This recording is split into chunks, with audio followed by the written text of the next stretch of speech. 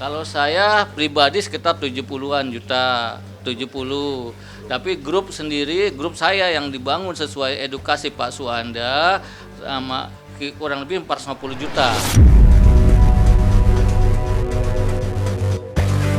Kemungkinan besar saya pastikan Sanjay akan jadi tersangka. Kemungkinan besar saya pastikan Sanjay akan jadi tersangka. Beli slot iklan bukan investasi bodong.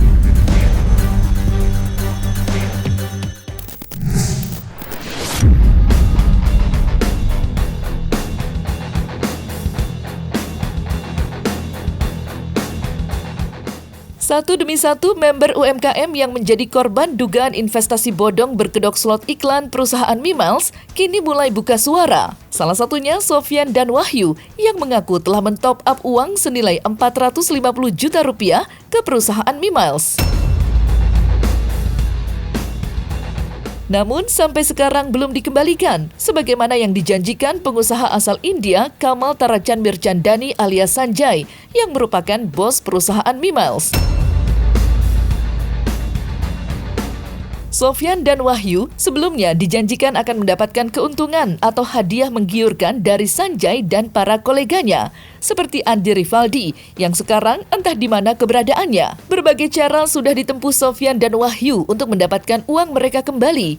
Alih-alih mengembalikan uang investasi para member, Sanjay dan Andi justru meminta para member untuk kembali melakukan top up di perusahaan barunya, PT Aku Cinta Mimiles. Dan berikut kesaksian korban member UMKM yang diduga tertipu daya oleh Andi dan orang-orang Sanjay untuk berinvestasi slot iklan.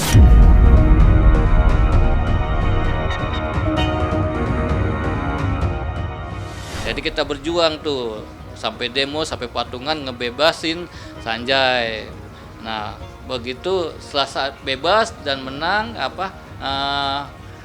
bebas, dia buka lagi namanya PT Aku Cinta Mimiles. Di situ kita diajarin lagi top up karena harapan kita uang kembali dari top up dari sebelumnya. Kita di edukasi di Zoom meeting oleh Pak Suhanda, Pak Suhanda sebagai direktur marketing. Nah, itu ada sisi 4, ada Pak Santa, ada Andi Ripaldi. Akhirnya kita diedukasi, ngadakan Zoom dari jam 8 sampai malam, top up, dapat duit, dapat mobil, dapat motor, dapat rumah, dapat pesiar gitu. Kita top up. Nah, tiba-tiba diberhentikan, pasang tuh slot iklan kan, ini slot iklan. Kita udah top up dengan janjikan dapat bonus, dapat hadiah, seperti itu. Akhirnya kita ngerekrut orang gitu, top up. Nah, sekarang tidak dijelasin, akhirnya kita dikejar-kejar member nih sampai sekarang, ditagih sama member. Dari dulu kita sudah ngomong, cuman penyaluran ke Sanjaynya belum ada.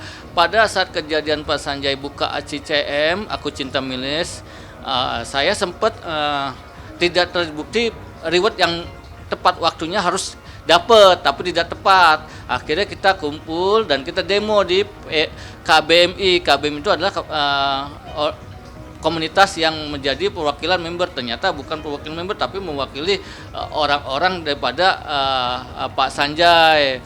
Kita demo ke kantor KBMI, kita demo ke rumah Sanjay, kita ke demo lagi ke mana arahan daripada tokoh member itu, tapi tidak menyampai seperti sekarang terbuka. Dari dulu kita terbuka bahwa kita minta kembali sesuai janjinya top up tersebut. Nah, saya tahunya Pak Andi itu adalah salah satu seperti Pak Suhanda, punya dia juga merekrut member dan menjadi pengurus pada PT Mimiles ya. Jadi kita ikut sesuai ajakan Andi karena dijanjikan uang kembali atau mendapatkan reward.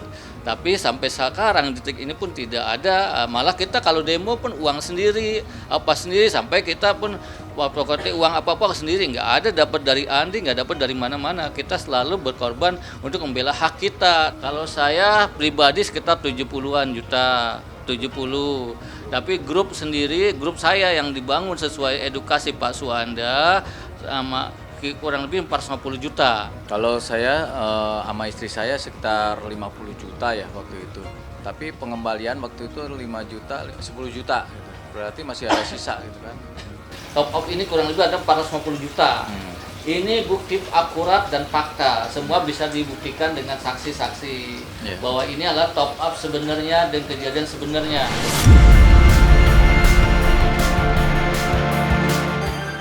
Menanggapi banyaknya para member UMKM yang menjadi korban dugaan penipuan dan pencucian uang, kuasa hukum para member UMKM, Raidin Anom, berkeyakinan jika pengusaha Sanjay akan segera ditetapkan menjadi tersangka usai penyidik Polda Metro Jaya melakukan pemanggilan terhadap pelapor dan saksi pelapor untuk dimintai keterangan.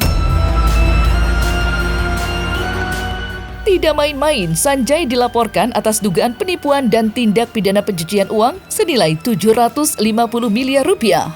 Laporan itu dibuat usai Sanjay bergeming dan tidak mempunyai itikat baik untuk mengganti kerugian para member yang jumlahnya ratusan orang. Sebelumnya, Sanjay sempat didemo di kediamannya hingga terjadi kericuhan dengan petugas keamanan perumahan yang menghalau para member UMKM. Dan berikut kata Raidin Anom yang berkeyakinan Sanjay akan segera ditetapkan sebagai tersangka.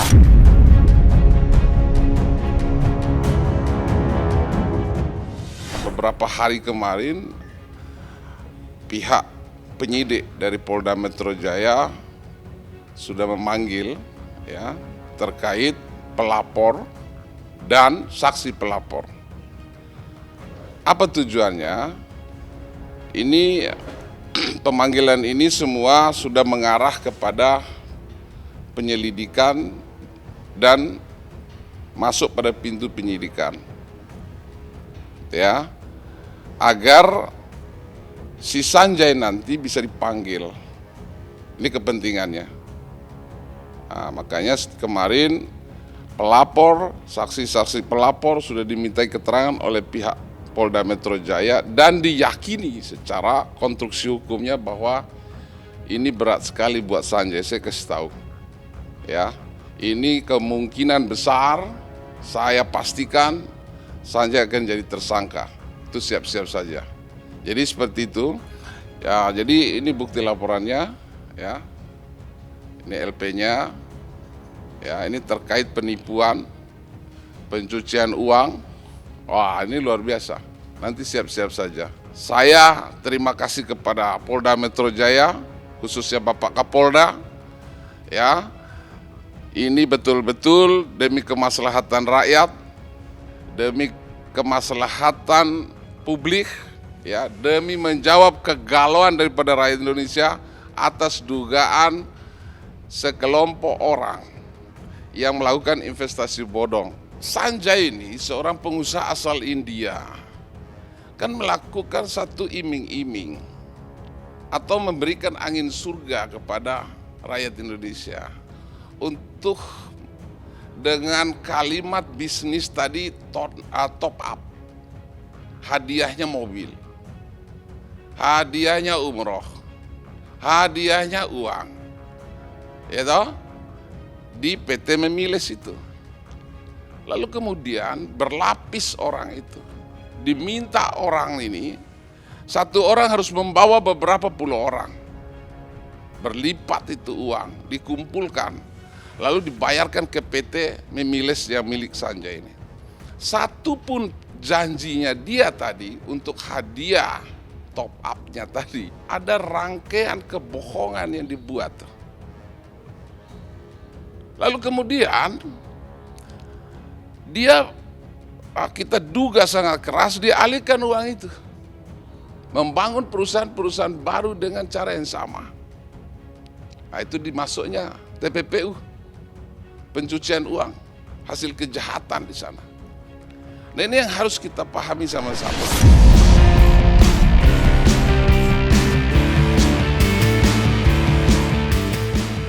Sementara, Sanjay sendiri belum buka suara atas banyaknya para member UMKM yang meminta pengembalian dana top up sebagaimana yang sudah dijanjikan.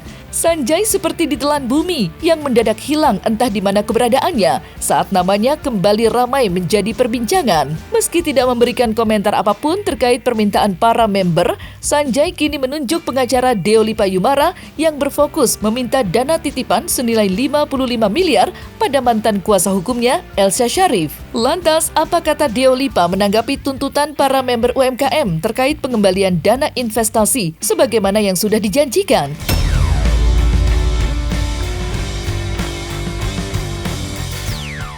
Ya boleh, kalau mendatangi sebagai tamu boleh, mendatangi sebagai orang luar juga boleh, berdemo juga boleh, tapi jangan kemudian merusak sarana dan prasarana rumah atau kemudian menimbulkan ancaman-ancaman yang berbahaya buat orang-orang yang di rumah. Kalau demo kan boleh-boleh aja, asalkan ada izin dari kepolisian. Mendatangi rumah asal diizinkan oleh yang punya rumah, silaturahmi juga boleh. Nah, mengenai UMKM ini kan urusan antara para UMKM dengan perusahaannya Sanjay ya.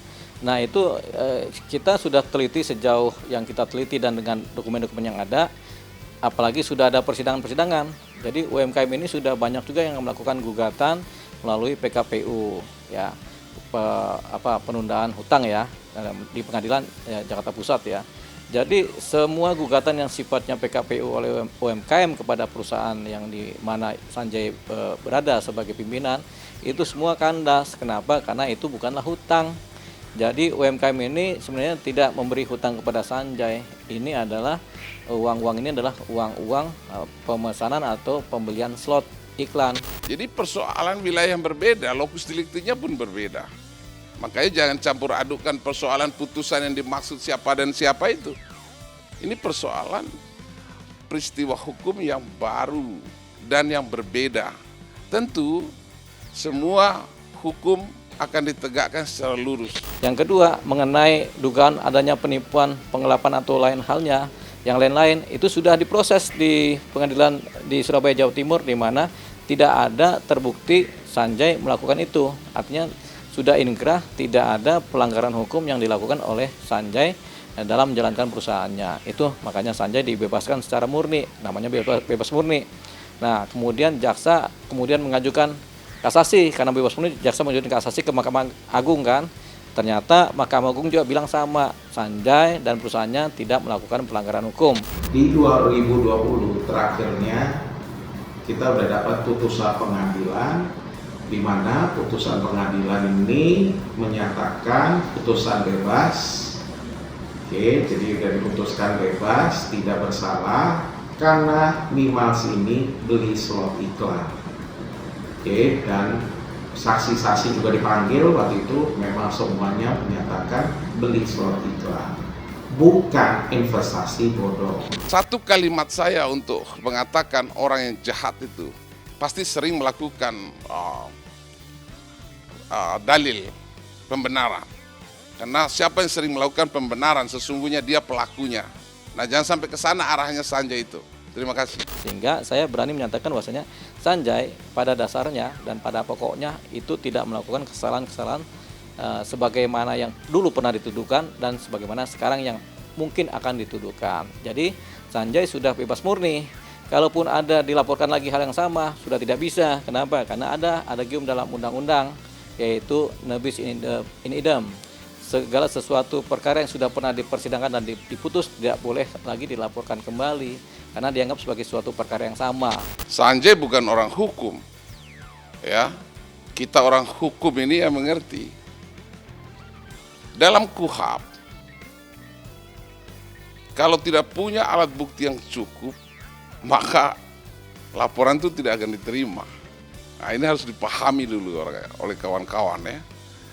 Jadi karena laporan klien saya ini memenuhi unsur yang cukup untuk bisa melaporkan seseorang, itulah sampai hari ini proses penyelidikan ya berjalan dengan baik dan saya rasa cepat.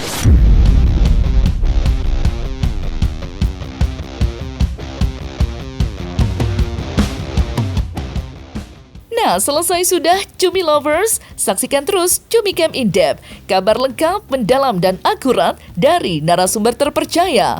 Dan jangan lupa untuk like, subscribe, dan juga share channel YouTube Cumi Cumi.